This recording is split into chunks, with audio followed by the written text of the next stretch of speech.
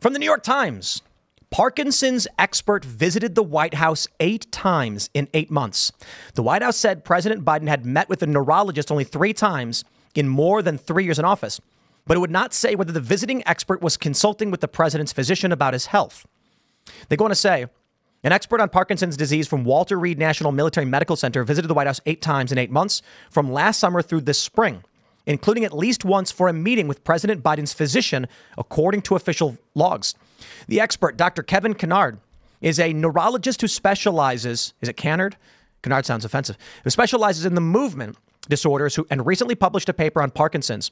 The logs released by the White House document visits from July 2023 through March of this year. More recent visits, if there have been any, would not have been released until later under the White House voluntary disclosure policy. It was unclear whether Dr. Kennard was at the White House to consult specifically about the president or was there for unrelated meetings. Dr. Kennard's LinkedIn page describes him as supporting the White House medical unit for more than 12 years. His biography on Doximity, a website for health professionals, lists him as a neurology consultant to the White House medical unit and the physician to the president from 2012 to 22, which would include the administrations of Barack Obama and Trump. Records from the Obama administration when Mr. Biden was vice president show that he made at least 10 visits in 2012, plus a family tour, 4 in 13, 1 in 2014, 4 in 2015, and 8 in 2016.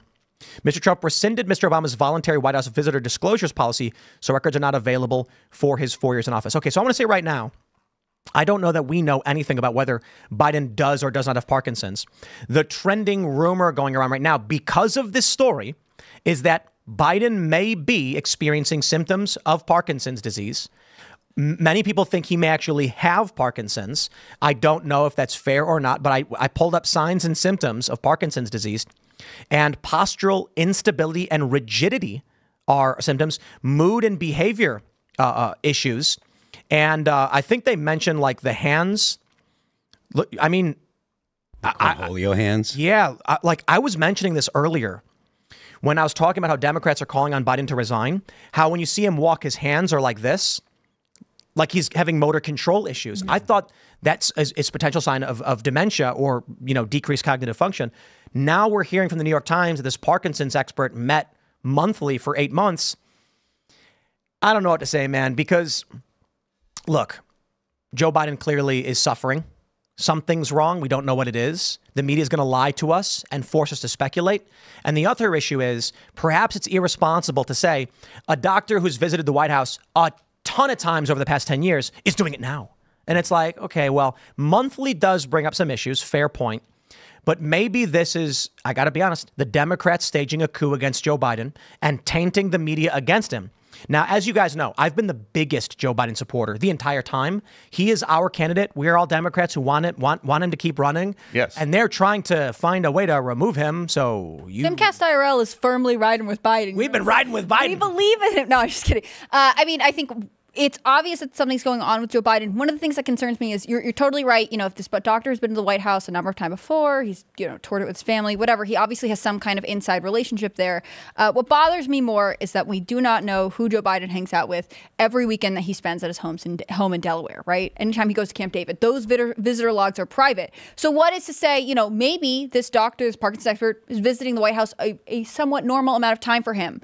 But he's every single weekend in Delaware. We just don't know. Maybe this Dr. Kevin Kennard he hangs out with Biden for a poker game with the boys. Yeah. And he's just coming by the White House for the monthly poker game with the boys. They just got invited to 8 months ago after some hiatus. Yeah, they're friends. I mean, I think Joe Biden's not a quitter. I think that it's good. I think he's fine. I don't know why everybody thinks there's something wrong with him. I want him to stay right where he is. He's right where we need him to be. If Joe Biden stays, I'll win $100 because I bet someone that he was going to stay. I don't think I'm going to win $100. I think you're going to win $100. I think that he's going to get out of there. But even like the memeing aside, you still have a man in the White House, supposedly the commander in chief of the military, that is incapable of performing the job.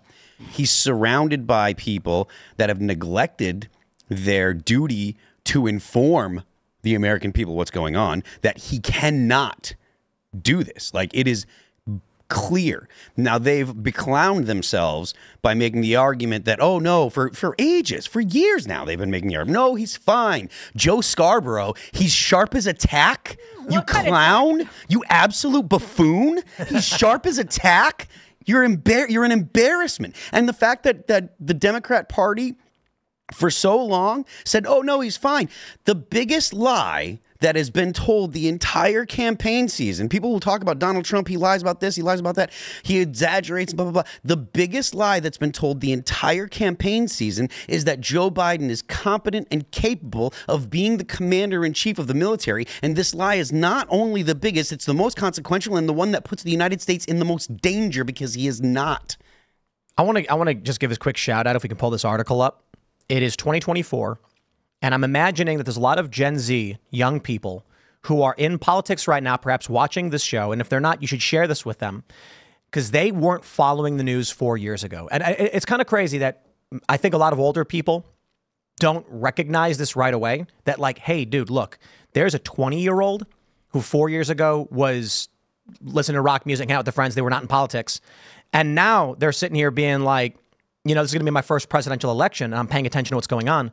The Atlantic has an article from 2020, Stay Alive, Joe Biden.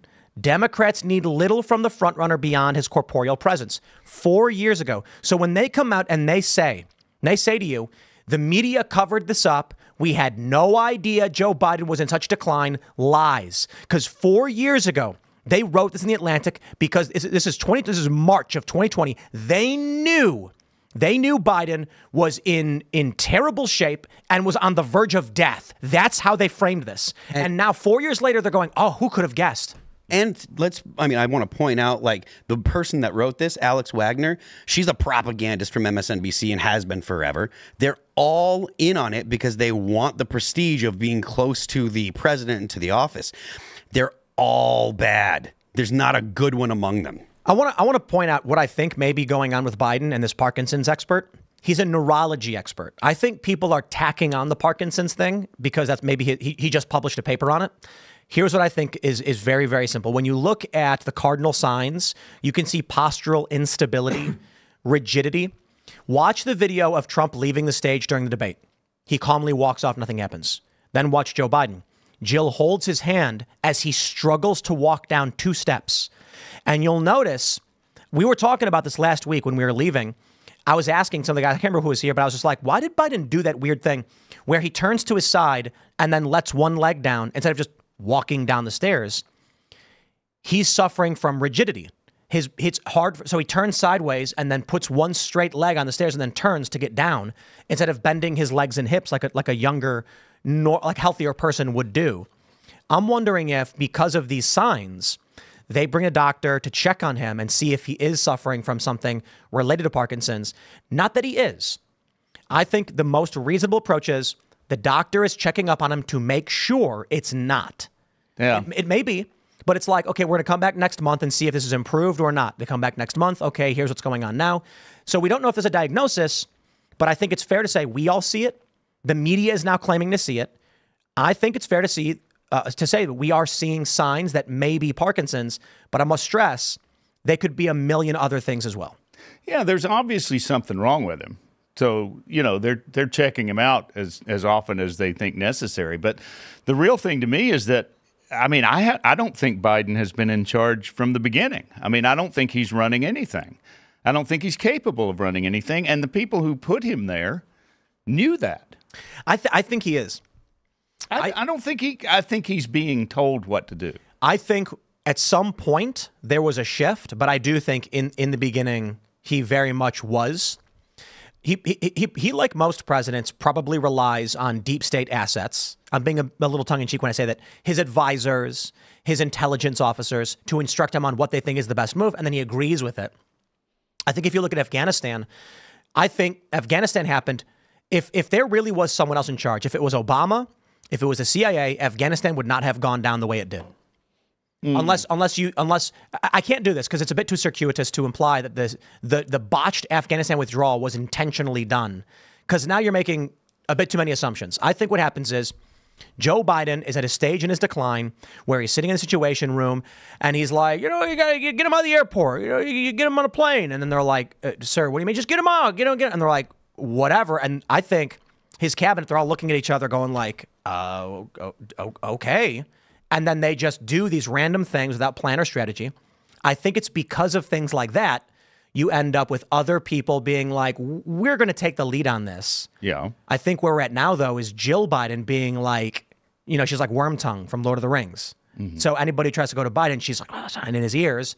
So I think the disarray and the chaos and the failure shows that Biden is in some semblance in charge, but it's being exploited by people who clearly show that he can see that he has no strength to push back. I think that there's sort of there's always been a problem here, which is that Joe Biden was not in great shape going into 2020, but he was better. And I think there was a relationship between him and his advisors and the structure around him that was like, either some people felt like they were going to be there and they believed in Joe Biden and there's a semblance of authenticity to his leadership, or they thought he will be malleable enough, we'll be able to get our way. And it has exposed this really intense internal tension where, as he has maybe continued to decline physically, he's also still not willing to give up power. And internally, there are people who are like, no, Joe Biden is in charge. And there are other people who are like, stop, just let me do what I want. I mean, even with, there were similar criticisms of Trump's administration that he was staffed poorly, that he didn't have people in places that were giving him good advice when he needed it. And I think with Biden, you're maybe seeing something similar where, if I'm remembering correctly, he suddenly announced that he wanted to withdraw from Afghanistan by September 11th to have this sort of symbolic victory, right? But that's not strategic. He just decided this is what they were going to do. And I assume he was not the only one in the room when they were having this conversation. And so again, it's sort of bad advice putting sort of public PR display. And I think that's really what's a lot of his campaign or a lot of his administration. It's just people who are like, how can we make him look as good as possible? Putting that before strategic military operations. Thanks for watching this clip from Timcast IRL. Make sure to check out the live show Monday through Friday at 8 p.m. on this channel. Subscribe and we'll see you all there.